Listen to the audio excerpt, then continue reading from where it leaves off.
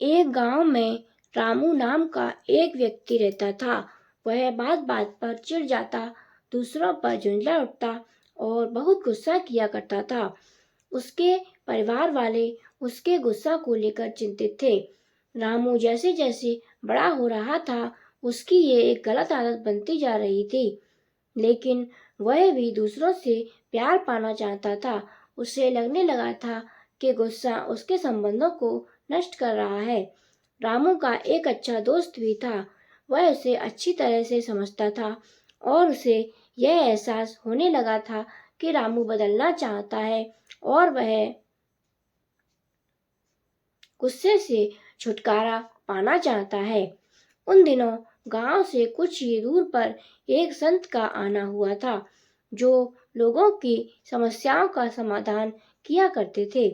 रामू का दोस्त उसे लेकर उन संत के पास पहुंच गया।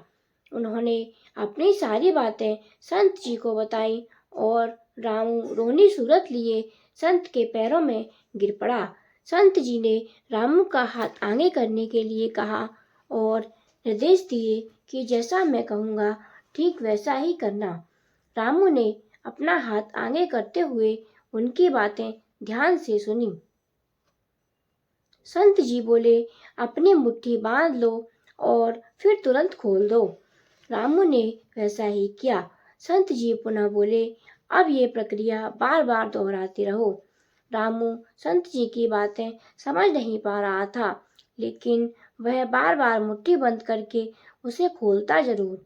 ये प्रक्रिया बहुत बार करने के बाद रामू ने कहा, महात्मन, ये आप क्या कर रहे हो? कृपया मेरी समस्या का समाधान करें। इस बार संत उसे बड़े ही प्यार से समझाते हुए बोले, बेटे, जिस तरह तुमने अपनी मुट्ठी स्वयं बंद की और उसे स्वयं ही खोला,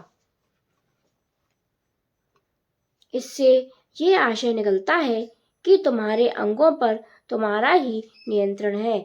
इसलिए तो तुमने अपनी मुट्ठी बंद की और खोली।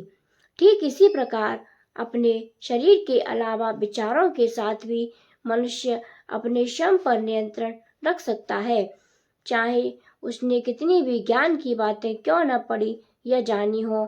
जब भी तुम्हें गुस्सा आए, याद रखना, तुम स्वयं भी उसे नियंत्रित कर सकते हो।